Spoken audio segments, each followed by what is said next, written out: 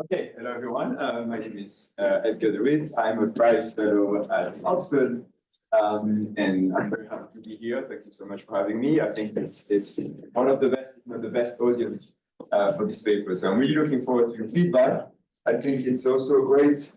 Probably the planning of the conference is great because I think we discussed a bit about the supply side dimensions of the topic this morning, and what this paper is going to do is to talk a little bit more about the demand side. And why some citizens are kind of more keen or not to believe what these narratives are. And I've been working on this for a while. I've been doing the last kind of data collection this winter. Hopefully I'll submit it by the summer. So please, really any feedback on both the framing, but still also the analysis is very welcome. Okay. So the motivation is that since I started working on this paper, I actually checked yesterday, but even since before, beliefs about climate change in the US are relatively low. There's about 60% of people that say they believe in climate change. This share has been relatively stagnant over the period. And even though there's first fascinating studies on the effect of kind of natural disasters, for instance, climatic events, partisanship on these beliefs, a lot of these findings are either kind of short-lived, or there's still a lot of heterogeneity within partisan groups, or still it's not super clear why some partisan groups are actually more or less in favor of climate change, right? So in a sense, we still don't really understand why the heuristics of people with respect to climate change. And what this paper is trying to do is to shift a bit the focus away from climate change itself, which in most contexts is pretty invisible, towards what is the main causes of climate change, which is the fossil fuel use. Right? And you can think that this salience of fossil fuel is in particular true in places that have been built around their production. Right? And maybe you don't know that, but the US has had the longest and most extensive extraction of fossil fuels, particularly oil and gas, since the mid-19th century. To give you a sense, 3/4 of US counties have had a well drilled in their grounds. So it's extremely widespread extraction. And what the existing economics literature has found on these developments is that there's not much of a resource curse. The economic benefits of this extraction are pretty big. But also what you find in more kind of anthropological, anecdotal evidence is that they have built communities that are kind of rallying around the resource itself. And so what I mean by that is that these economic developments, through in part the public good provision of the firms, have created local attachments to the industries. And those local attachments, of course, would be interacting with climate change beliefs. And this is what this paper is about, or at least this is the question I'm asking in this paper, which is that can long-run histories of fossil fuel extraction, in particular through the local attachments they create, the local cultural attachments they create, shape contemporary attitudes about climate change in the US, but also elsewhere? The argument is valid elsewhere. I'm going to try to convince you of this in 3 steps. The first step is that I'm going to show you that the long-run histories correlate with present-day beliefs, independent of present-day exposure to the resource. I don't want to rule out completely this channel, obviously, but I'm going to show that this is not what is driving that big correlation, which I argue to be causal. And how do I argue it to be causal is that I'm using an identification that's based on the fact that drilling for oil during all this period is quite uncertain. And hence, there's a lot of places that are a good control group because of the failure of drilling. This is going to be more specific, but this is based also on data that I've collected over the last few years on basically the universe of oil and gas wells in the US. Now, also something I'm going to do in this part is that I'm going to rule out already a bunch of potential explanations like the ideological bundling or pure selection effect. I'm really going to show that there is something about fossil fuel communities themselves impacting, in particular, climate change beliefs. And so the next part of the paper is really going to try to understand how are these communities, these fossil fuel, historically exposed fossil fuel communities different. And this is where I develop my argument of what I call a fossil fuel identity. I'm going to show you an example, quite lots of examples, at least I'll try to convince you of that with some quantitative evidence from archival sources, in particular newspaper data. And I'm going to also document why I think those identities develop, right? This is the public good provision I mentioned. Those companies, they're very active into the development and the social organization of those towns. And to kind of try to tie the whole story, this is a bit more recent work, and this is where feedback, if I get there, is going to be the most useful. I'm going to try to tie the whole story by really showing that this is where this public good provision has taken place, or at least where this public good provision has taken place, these identities develop more, and hence the beliefs are impacted more. Kind of make this a bit more close. So just be clear on what the mechanism is you have in mind, because we think that extractive economies sort of evolve in a particular way. The nature of the elites who monopolize the resources, create particular structures. Now, admittedly, in the US, there's a common set of political institutions, but we know for a long period of the US history, they played out very differently in different parts of the US in spite of the common constitutional arrangement. So do we think this is just the nature of the economy and society that was created around extractive industries, or is it the specific thing you're trying to identify, which is the public goods, or are those not identifiable in this really separate? So of course I'm not. So it's a very good question. Of course I'm not going to be able to completely, pinpoint the exact dimension, but I would argue more for the later parts. In part, especially because here we're dealing with oil and gas, especially I specify I'm mostly focusing on oil and gas. The argument is completely true for core communities as well, and have results on that. But the point about oil and gas is that it's a quite interesting industry where it's very capital intensive. So they don't have that many people actually working in the industry. There's some industrial developments around the resource itself, but often it's channels elsewhere, right? So you have to think about some really just a bunch of there's some resources that is extracted by few machines, and that's creating huge rents to the community. But of course, this can impact in the communities in many ways that I cannot all of them control for. But you'll tell me, but I mean, we're happy to discuss about it. I guess it's, then, there's also a lot of carbon extraction in the US in other forms, right? So, and arguably that's different because it's more intensive in employment. And so could there be a different dynamic where, in one, what good you do for society in terms of other things, in your case, versus you do it economically and, young men want to work in this rather than going to college, and that would be a very different mechanism, I think. Well, I think it might result in still support for climate deniers. So I think there's a lot of super interesting elements in your question. One is to say, well, there is a direct kind of employment effect, as you say, which is the example of core communities. And there I would say actually the mechanism is pretty similar, because it's also about how you have, of course, economic attachments, but also eventually some form of identity that develops with respect to the industry you work with. And this is a lot about what this paper is about. Now, of course, there's also the question that these places have been recently, at least some of them, facing lots of layoffs. And I think Ferenc is working on a super interesting paper on this, and I have some results there as well, on like what happens when actually those industries kind of decline. This is a bit more of a complex setup.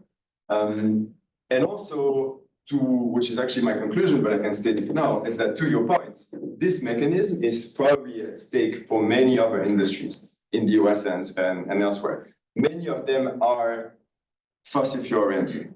Aviation, car production, meat production. And I do believe that, for sure, this mechanism, these fossil fuel identities only account for a few percentage points of this 40% gap that I mentioned.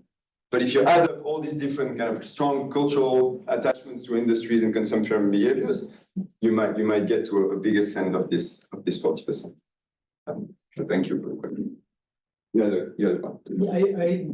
had a similar reaction, which was sort of why appeal to the beliefs as opposed to a more direct economic mechanism, like the industry is churning now, and so then we are entrenched.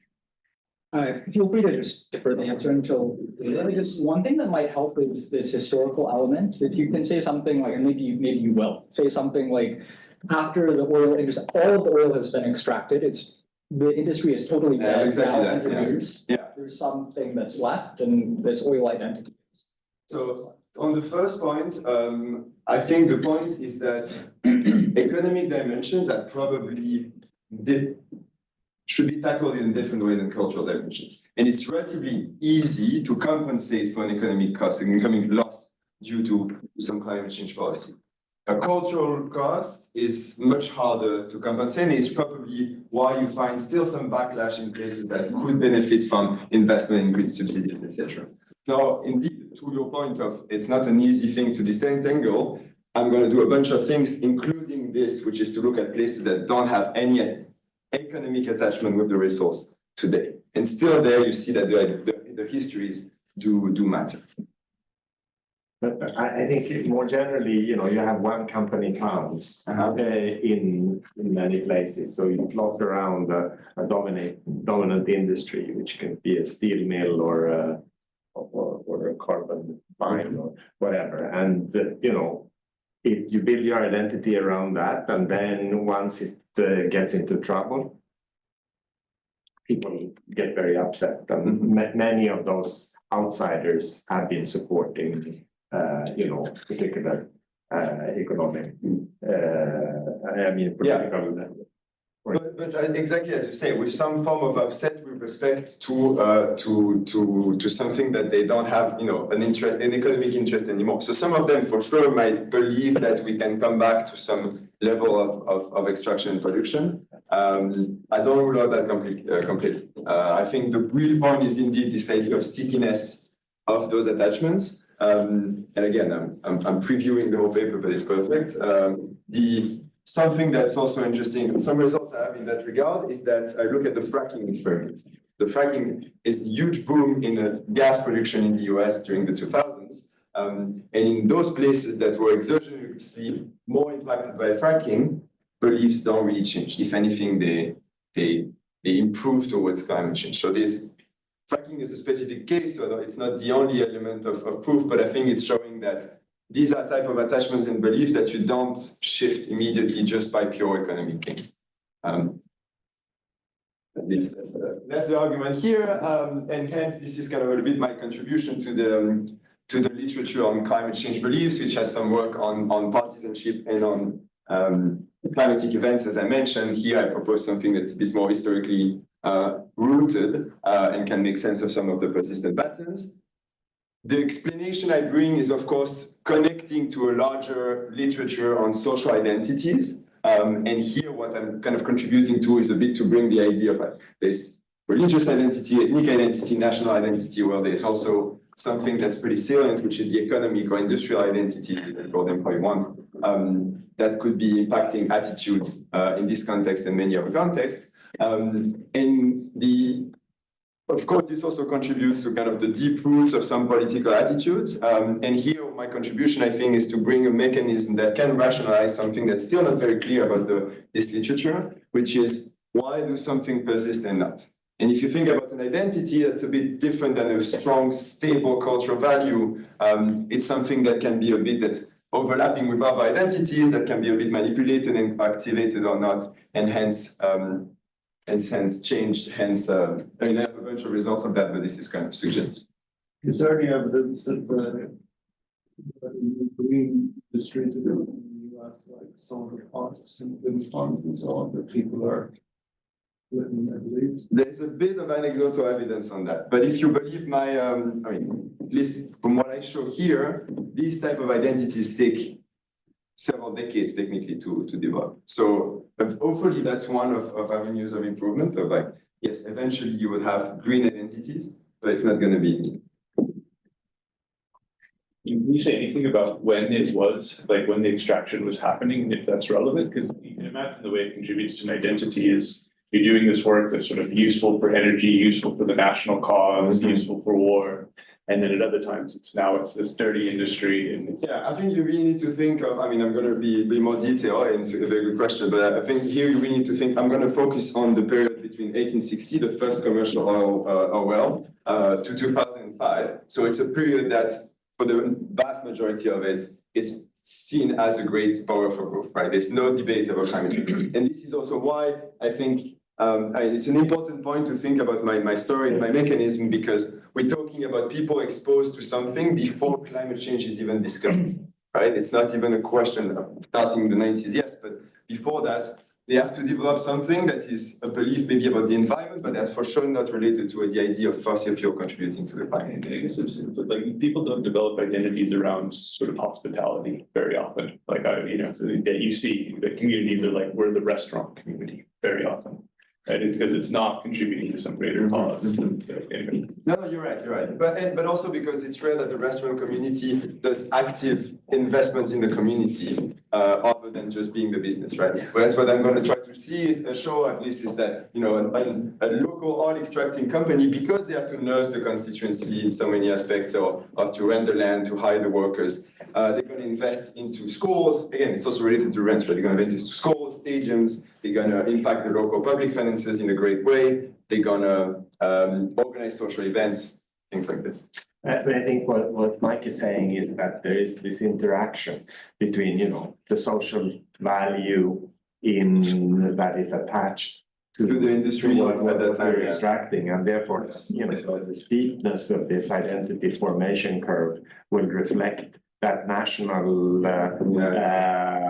value as well. And one could one had infinite time and representative core bio of text, one could think about looking at the number of positive adjectives or whatever in about the resource that is investigating and see whether that's correlated with this. Yeah, no, I agree. Suggestion. I think it's a very good one. Yeah. If you ever take the train from Princeton to Philadelphia, you go over the bridge and there's this big sign that says Trenton makes, the world takes. There's a kind of notion of identity of what. Yeah, no, I think it's true, and it's a discourse you hear a lot. I even had that in a seminar when I presented this paper. Someone telling me, well, we are all here in this room thanks to fossil fuels, so you should be a bit careful. But which is, and to his point, I'm not saying anything about the greatness of fossil fuels. I'm just looking at how a scientific fact is interpreted and understood by the public. But I do think it's there's a cynical narrative around that it's the public good because of the nature of the industry, right? There's a reason, like many of the football teams that are called the Oilers are because it was like a career that was something people respected. And the reason that there's no teams called the Bakers isn't because there wasn't a restaurant that would fund the team. Right? Yeah. Back to this idea of this is a certain type of jobs. That I agree. It's a good one. And thank you for the Oiler. This is part of my identification. So a very brief history of oil and gas in the US, or at least the key kind of points that I think is important you remember. One is that they've been extremely lucky in the endowment. There's large accessible oil that hence has started being extracted since the mid-19th century. And there's some interesting institutional features about oil and gas extraction in the US, which is contrary to many places, a place where there's private ownership of subsurface minerals. So if there are oil below your land, it's yours. And because it's very hard to attribute where oil is lying exactly, you have this kind of common law precedent that is called the law of capture, which is that everything that you take from your land, even if it's from a pool that extends to the other of a land, to the land of your neighbor, is yours. So the result is something like this. The moment of oil is found, you have these big rushes where a lot of people are extracting. This spreads quite far in the region, and this is a picture of an oil field in Texas in 1910. But if you want to look at the map that I kind of put together with my data, this is how it looks like. And this is back to what I was saying, that this is extremely widespread. Been in many places of the country, and this is a US specific type of thing. If you I found this figure that in 2005 there's 10% of the world production that is, or 8.8% of the world production that is from the US, but it's 59% of active wells. Okay. Now, as you saw, what my data is this exact location of all the oil and gas. It's the near universe of oil and gas wells that have been drilled since the first extraction. For them, I know a bunch of information like their opening date, closing dates, in many cases, operator, and production status, and this is going to be quite important for my identification. And the reason I'm using those words, I think the main message here is that this is the most disaggregated and complete data. You can use the censuses to get some employment figures, but they are decennial, and also again, it's a capital intensive industry, so the employment shares don't give you that much, and production is only from a recent period. And I'm going to couple that with with a bunch of data from different surveys. The main one is going to be the CES, but I'm also using other surveys. One important thing to mention here is that I show to some extent that these beliefs correlate with behaviors, right? So for those, I think it's a crowd that's pretty convinced, but for those that are skeptical about the idea of measuring a belief of climate change in a survey, at the county level, they do correlate with sales of electric vehicles, votes for bailout initiatives that are CO2 related, and things like this, donations to green the pack, etc. Okay, so the first part, as I said, is going to look at the impact of the length of histories of extraction on cross-country variation in beliefs. So the identification here is based on two variations. One is whether I find oil or not. In fact, this has been for a large part of the century a very uncertain process. There's a lot of saying from the oil and gas industry. This one says omnia bona quod perfora, which is basically every prospect is good before it's drilled. You have plenty of examples like Beverly Hills was initially an oil field that was unsuccessful, and then we sold it to residential developers. So you have a lot of places that were drilled for oil at a certain time, but ended up being non-producing. And in fact, if you restrict your sample to these places and those that were successful, the two are way more comparable. And I'll do a bunch of tests on this. And not only are they comparable, those that are successful, it's very hard to predict ex ante how long the extraction is going to be. So what you also have is that you have a length of history that is varying quite a lot among places, and that is more or less lucky in places that are comparable ex ante. This is how these things that I just told you map. All the colored counties are those where there's a well that has been drilled, and the intensity, the length of the history is this intensity of redness here. So you see quite a lot of variation within states. I'm going to work within state, like with states fixed effects.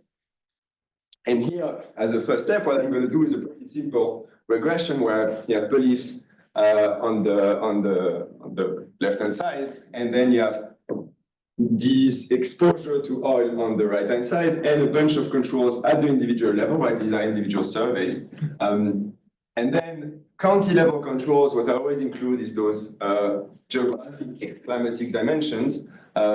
It's still a bit open. I'm still unclear whether I want to do all the bad controls that are all the demographic elements of those counties today. It generally doesn't impact the results, but it's kind of useful to sometimes say it's really about oil and gas.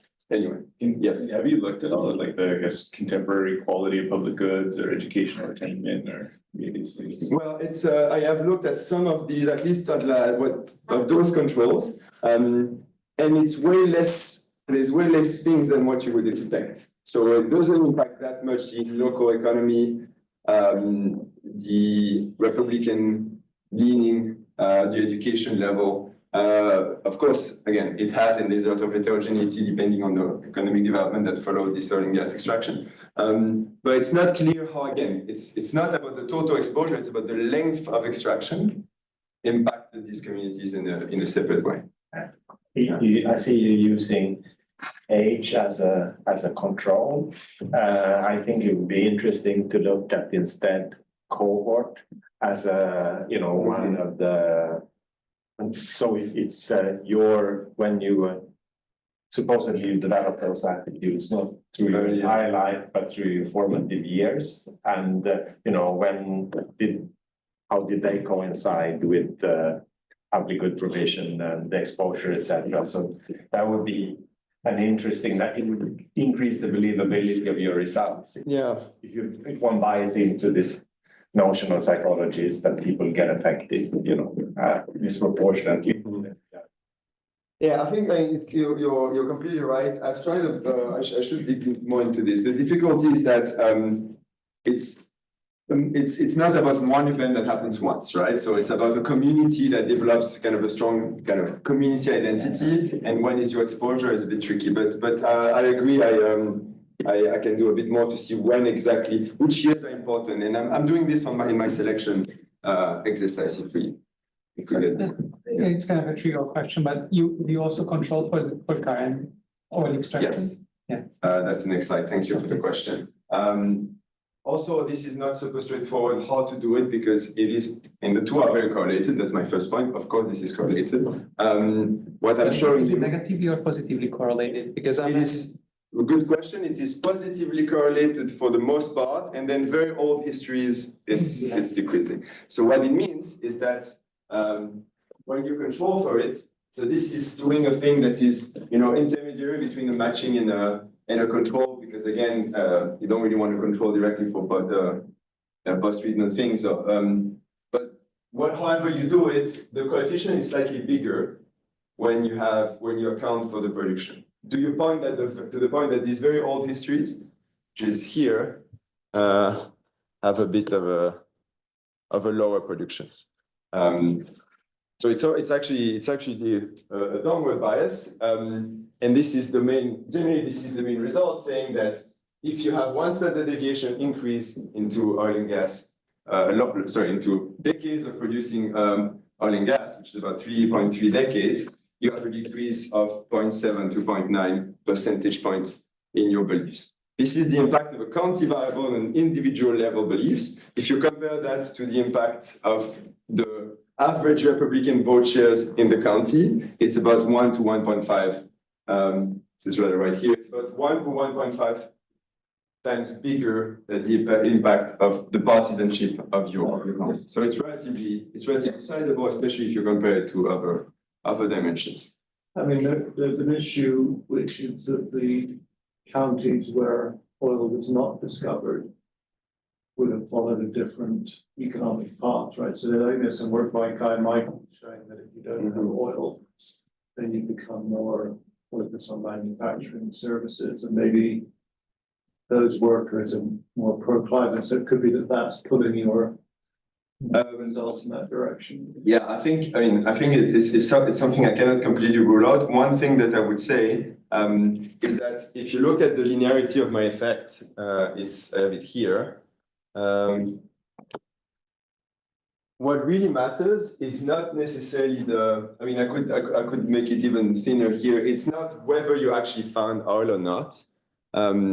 And even if you actually have several decades of oil, it's really about those places that have very long history of them. So it doesn't say, and it doesn't solve exactly what you're saying, but I think it's interesting to think about this, the main identifying variation to be actually the one in terms of long length and not just whether you find out enough. So you're having the control if you want some places that have found out to some extent. The Guy Michaels thing is saying that because you discovered oil, you focus on oil, and then you don't develop the industries that ultimately are more productive. Yeah. And the people who are in services and more modern industries are going to be more for climate. So I mean, your comment makes me think that indeed it is good that I have in my analysis a lot of those ex post control, because you can add them, which like the industry employment shares depending on different industries or the economic level, education level of those places, right? So it's holding controlling for a lot of things.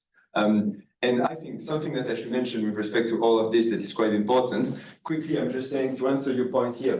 This is focusing on counties that don't have production today, and you see it's noisy because there's much less of them, but the effect is still there. And when I say not production, is the zero production for the last 5 years. So it's not.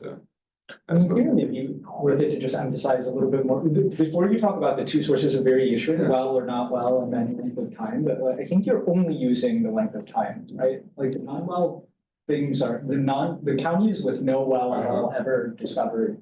They are in there. They are here. Yeah. They are in there. They are the zero, basically zero intensity of my treatment. I see. Yeah, So and I exclude all those counties like on the urban plate, etc. All these things with no. I see. I think that relates to Robin's point. It seems to me like the thing that's a little more exogenous is conditional on having discovered a well. Is there kind of 3 years or 5 years or 7 years worth of oil? And just having that be the baseline specification, as opposed to mixing in this, do you have an oil well? Intensive and extensive. No, it's a good point. I mean, you see the extensive margin. Basically, the results with only this is stable, and to some extent they're a bit bigger. So maybe, thank you for the point. If you take Robin's point, which I do, then this could just be a selection effect. So if you put on the left-hand side the probability of having tertiary education, if you live in a county that had a history of oil, is that lower? And We know education is the biggest driver of climate beliefs over any other variable we've ever. and the answer is no. Okay, It doesn't. It's not about the industrial composition of the workforce. Yeah, and I want to stress one thing which that I have here that helps a bit with all these considerations, and I should maybe have mentioned it before. Right, this is the impact. This is the same thing looking at a bunch of different other questions in the same survey. Whether these are, the social type of opinions or even fiscal ones. So preferences for redistribution, different type of tax, approved military spending. The only thing that shows up that is comparable is a general perception about protect the environment via create job, which obviously is very correlated. Right? So for something to drive this, that is not my story, would have to be impacting only attitudes towards climate change and not the other ones. But it's a good point that I should point that way earlier, I think. And for the selection thing, I do, the surveys don't give you perfect data, sadly, but I do a bunch of things. One of them is that I take the GSS, which has the information of where you grew up, and I look at people that immigrate into oil and gas areas.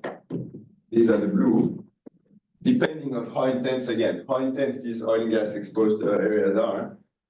Those that don't migrate, the reds, are indeed lower into a bunch of other questions like fossil fuel contribute to the greenhouse effect, etc. Perhaps surprisingly, the people migrating in don't have differential beliefs about the climate, which again, to some extent makes sense, is that unless you're really working on the industry, you don't choose the area because of these types of beliefs, right?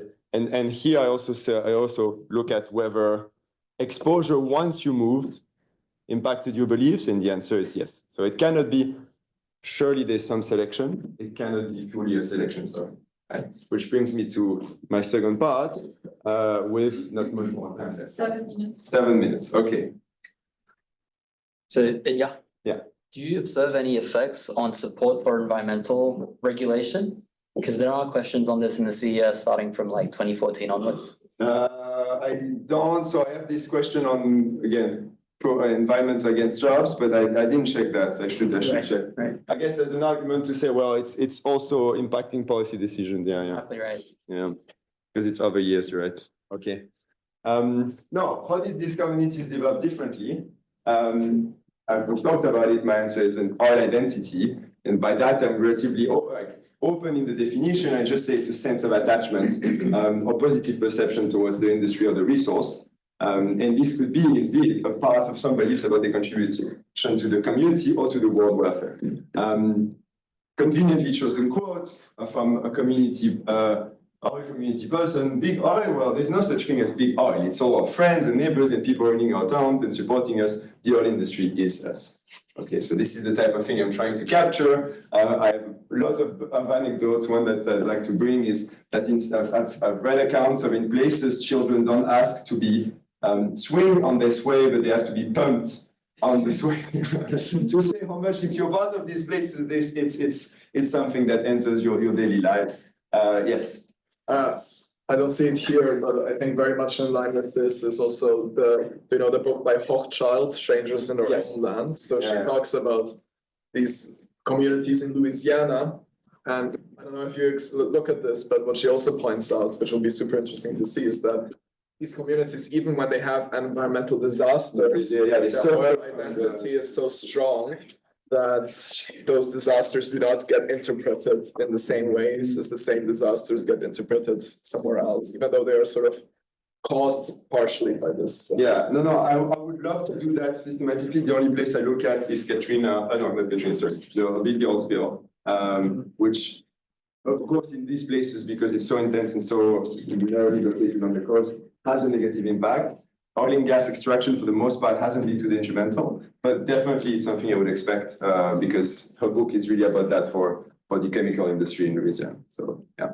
Good point. And indeed, I mean, actually, maybe as Cypher, or at least I do in the paper, of course, I back this up with some of the sociological and political science literature on this type of identity formation. Okay, how do I do that a bit quantitatively with a few minutes left? I'll show you something related to Michael's comment. Well, one way to proxify identity is to actually look at sports teams because they are so much of a big part of a cultural dimension of a town. Their names are bottom-driven, and demand-driven in many cases. They take the names of the local characteristics, not all towns, of course, but in this case, of course, you probably know about the Steelers, the Celtics, and in fact, for 40 years before they moved to Tennessee, the Houston NFL team was the Houston Oilers. And if you look at local newspapers, in the sports pages, you see a lot of these local sports teams, amateur teams, high school teams that are appearing, or at least that are in those pages. And if you look at when they appear, they do indeed appear slowly, importantly, relatively slowly after oil, as several decades after oil is found. Now let's go even one step further and saying, okay, what could develop these identities? This is back to the public good provision I was mentioning. I have lots of things here. I'm only going to show you one, which is related to this idea that we've got, this is another conveniently chosen quote, we've got tons of different oil field companies that have been started by people who grew up around here. They just want what's best for the people. They have been working for them, whatever they can do for the community. They're great community-minded people, all the swimming pools, the ball boats, all the social events, because this is something they do, organizing picnics, dances, workshops, is something I can find in the local newspaper as well. I can see that I have the name of all these local extracting companies, and I can see if they sponsor through an ad or through an announcement of an event, all these different types of social organizations. This is also showing up quantitatively in the data. And given I have a few minutes left, so I show similar things with the idea of politicians. It's federal politicians, so it's relatively limited, but having roots in the industry, the local public finances being impacted, visual legacies. So you think about rivers that are also starting to be named, or like mountains that are named in relation to the industry. You have the Oil Creek, the Petroleum Mountains, things like this, which are all things that, to some extent, can help you understand why this is so sticky, right? It still is there, this naming is going to stay. Now, in 2 minutes, this is all great, very interesting, but just showing something happens in those places. There's one variation that I'm currently exploiting to try to tie that with my final outcome, which is that because of how difficult oil and gas can be captured, and a bunch of other dimensions, which I'm not all of them still clear on, the local industry structure changes a lot in the sense of you have, in some places, farmers with one oil well in their land, and in other places you have medium-sized companies who own about 10, 12, 20 oil extracting wells. If you think about this public good provision, it's going to be mostly done in those latter places, right? Where you have those big companies that need to rent the land, to do investments, to hire labor, etc. If I distinguish, and there is again, perhaps surprisingly, there's again lots of variation in this average company size across, within the same oil field across the different parts of the states, etc. If you distinguish between those places, you see that it's the identities and all this public good provision, at least to some extent, do happen more in those places. And down the line, if you simply interact, this is a relatively simple specification where I think, okay, I take the median company size is where companies are bigger. Is my main effect bigger? Yes, it's actually twice bigger. On the effect on the beliefs. Okay, this I'm not even sure I'm including this in the paper. I just want to mention this is probably good for the discussion after. Of course, this is not a behavioral paper, but I'm trying to see a little bit about what I can show as evidence of behavioral mechanism that leads to those beliefs, like for instance, information acquisition and things like this. Now to conclude, right on time, wow, is I rushed? Because of their personal and cultural attachments to an industry, Americans have been maybe skeptical about the reality of climate change. As I said before, this is one industry, there are many others that are related to climate change. And in fact, there are many other industries that are related to many other things in other countries, including in Europe. And this, if you have to remember one thing, I would say it's not necessarily about climate change belief, it's about this idea that attachments to consumption or production histories can shape your attitudes today. This is one case, I'm working on others, probably people should or at least help me in that. Just to finish on the map, this is a Gallup survey in 2018 of beliefs around the world. Purely correlational, of course, but with a continent fixed effects, it's interesting that it's Venezuela, Norway, the Arabic Peninsula, etc., that are showing the lower beliefs. That could be very much still an economic story, but again, as suggestive for future work, I think it's interesting. Thank you.